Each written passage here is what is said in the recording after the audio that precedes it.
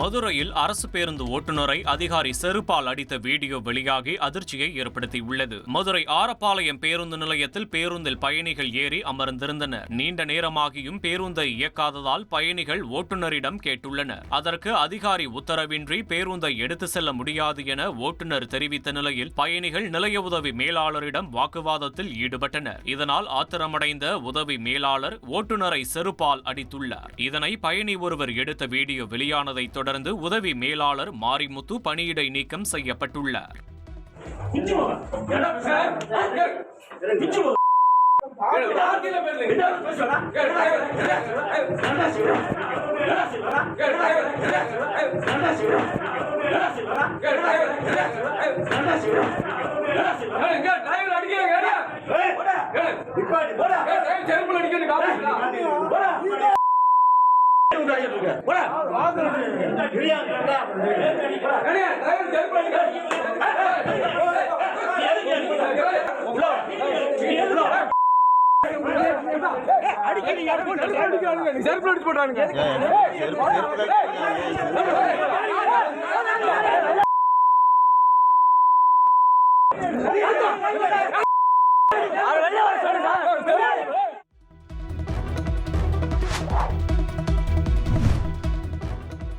மதுரையில் அரசு பேருந்து ஓட்டுநர் கணேசனை காலணியால் தாக்கிய துணை மேலாளர் மாரிமுத்து மன்னிப்பு கேட்டு வீடியோ வெளியிட்டுள்ளார். நேற்று நடந்த சம்பவத்துக்கு தாராபுரம் ஓட்டுநர் கணேசன் வசம் மனப்பூர்வமாக மன்னிப்பு கேட்டுக்கொள்கிறேன். மேலும் தமிழ்நாடு அரசு அனைத்து போக்குவரத்து தொழிலாளர்கள் வசம் மன்னிப்பு கேட்டுக்கொள்கிறேன்.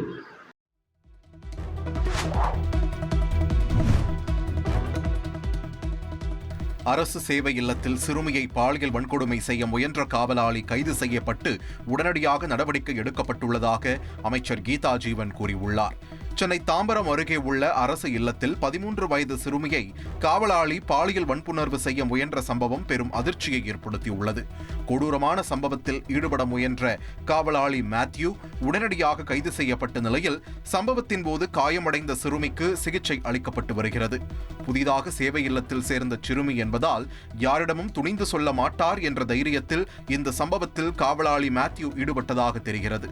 இத்தகைய சூழலில் சம்பவம் தொடர்பாக உடனடியாக நடவடிக்கை எடுக்கப்பட்டிருப்பதாக கூறியுள்ளார் சமூக நலத்துறை அமைச்சர் கீதா ஜீவன். அரசு சேவை இல்லத்தில் பெண் காவலாளிகளை நியமனம் செய்ய உத்தரவிட்டுள்ளதாகவும் கீதா ஜீவன் தெரிவித்துள்ளார்.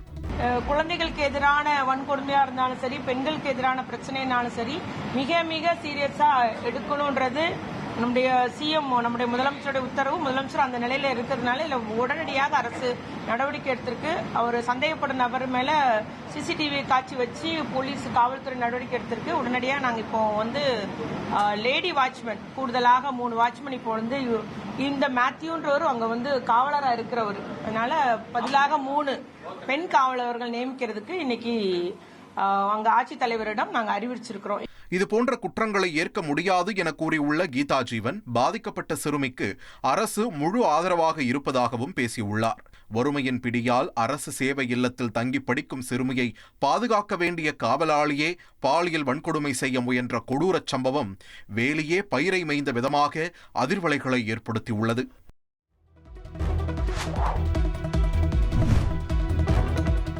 சென்னை தாம்பரம் அரசு சேவை இல்லத்தில் 8ஆம் வகுப்பு மாணவி பாலியல் வழக்கில் கைது செய்யப்பட்டுள்ள காவலாளி மீது கடும் சட்ட நடவடிக்கை எடுக்க வேண்டும் என அதிமுக பொதுச் செயலாளர் எடப்பாடி பழனிசாமி தெரிவித்துள்ளார்.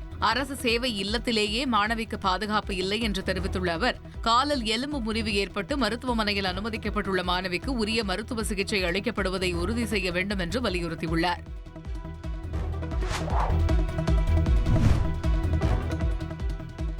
மகாராஷ்டிர மாநிலம் தானேவில் கூட்ட நெரிசல் காரணமாக ரயிலில் இருந்து தவறி விழுந்து பயணிகள் உயிரிழந்த சம்பவம் பெரும் சோகத்தை ஏற்படுத்தியுள்ளது.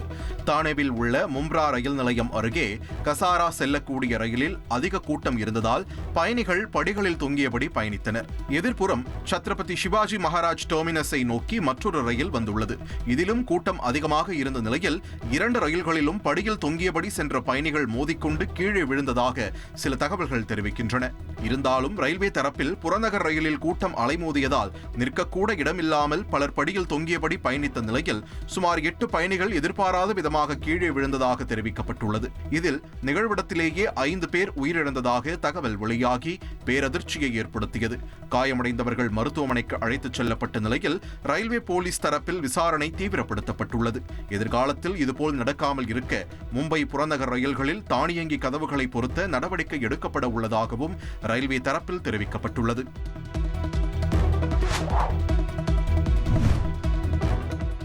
தமிழகத்தில் பல்வேறு மாவட்டங்களில் அடுத்த சில நாட்களுக்கு கனமழை பெய்ய வாய்ப்பிருப்பதாக சென்னை வானிலை ஆய்வு மையம் கூறியுள்ளது.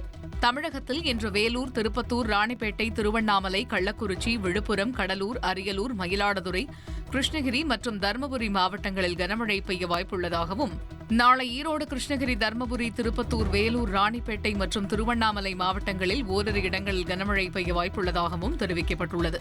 வருகிற 11ஆம் தேதி தஞ்சாவூர், திருவாரூர், நாகப்பட்டினம், மயிலாடுதுறை, திருச்சி, அரியலூர், கடலூர், புதுக்கோட்டை, பெரம்பலூர், விழுப்புரம், திருவண்ணாமலை, கள்ளக்குறிச்சி, தருமபுரி, கிருஷ்ணகிரி, நீலகிரி மாவட்டங்களில் ஓரிரு இடங்களில் கனமழை பெய்ய வாய்ப்புள்ளதாக கூறப்பட்டுள்ளது. வருகிற 12ஆம் தேதி கோவை மாவட்ட மலைப்பகுதிகள், நீலகிரி, தேனி, தென்காசி, கிருஷ்ணகிரி, தர்மபுரி, திருப்பத்தூர், வேலூர், ராணிப்பேட்டை, திருவண்ணாமலை, திருவள்ளூர் மற்றும் காஞ்சிபுரத்தில் கனமழை பெய்யக்கூடும் என்று கூறப்பட்டுள்ளது. சென்னையில் இன்றும் நாளையும் இடி மின்னலுடன் கூடிய மிதமான மழை பெய்ய வாய்ப்பிருப்பதாகவும் சென்னை வானிலை ஆய்வு மையம் கூறியுள்ளது.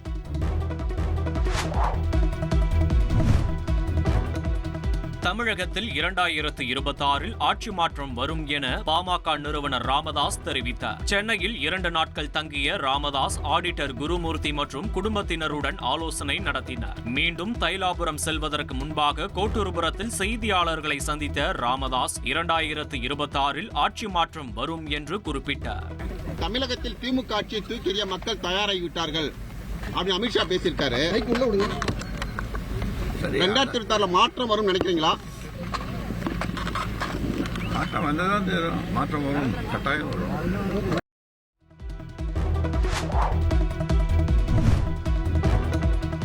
நாமக்கல்லில் தோட்டத்து வீட்டில் தனியாக வசித்து வந்த மூதாட்டி கொலை செய்யப்பட்ட சம்பவம் அதிர்வலைகளை ஏற்படுத்தியுள்ளது. நாமக்கல் மாவட்டம் பரமத்தி வேலூரை அடுத்துள்ள குளத்துப்பாளையம் பகுதியைச் சேர்ந்தவர் சாமியாத்தாள். வயது 67. கணவர் இறந்து 30 வருடங்கள் ஆக தனது 2 மகன்களுக்கு திருமணம் செய்து வைத்துவிட்டு தோட்டத்து வீட்டில் தனியாக வசித்து வந்துள்ளார். கடந்த 7ஆம் தேதி இரவு இவரது வீட்டில் புகுந்த சிலர் கத்தியால் குத்தி கொலை செய்துவிட்டு தப்பியுள்ளனர். இரத்த வெள்ளத்தில் சரிந்து கிடந்த சாமியாத்தாளை மீட்ட உறவினர்கள் மருத்துவமனையில் அனுமதித்த நிலையில் அங்கு சிகிச்சை பலனின்றி உயிரிழந்தார். இந்த சூழலில் நகைக்காக சாமியாத்தாள் கொலை செய்யப்பட்டிருக்கலாம் என அக்கம் பக்கத்தினர் சந்தேகிக்கின்றனர்.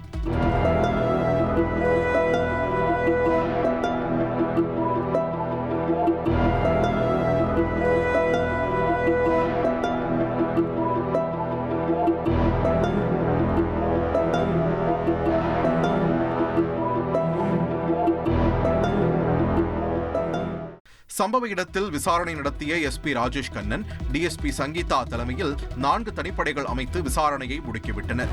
எனினும் நகைக்காக மூதாட்டி கொலை செய்யப்படவில்லை என்றும் வேறு ஏதேனும் காரணம் இருக்கலாம் என்றும் போலீசார் சந்தேகித்துள்ளனர். இந்த சூழலில் மேற்கு மாவட்டங்களில் தோட்டத்து வீடுகளில் உள்ள விவசாயிகளை குறிவைத்து நடத்தப்படும் இந்த கொலை கொள்ளை சம்பவங்களை தடுக்க திமுக அரசு என்ன நடவடிக்கை எடுத்தது என எதிர்க்கட்சித் தலைவர் எடப்பாடி பழனிசாமி கேள்வி எழுப்பியுள்ளார். இதேபோல் பாஜக, பாமக தலைவர்களும் அரசை கடுமையாக சாடியுள்ளனர்.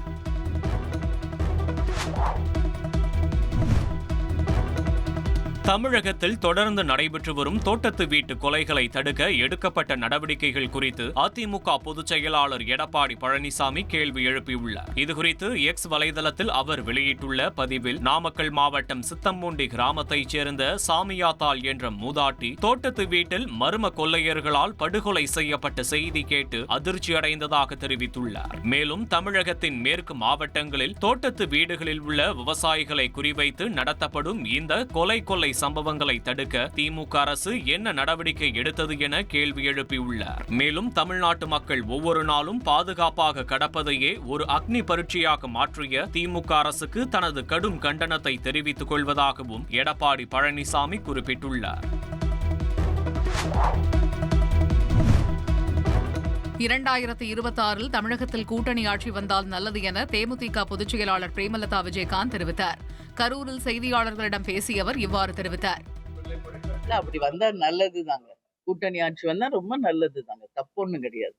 மொத்த பவரும் மொத்த அதிகாரமும் ஒரே கரங்களில் இருப்பதை விட கூட்டணி ஆட்சி என்பது நல்ல விஷயம். மக்களுக்கு நிறைய நல்லது பண்ணலாம்.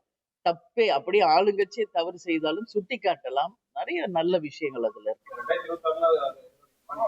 சாத்தியம் இருக்குங்க. 2026 அதுக்கான சாத்தியங்கள் இருக்கு.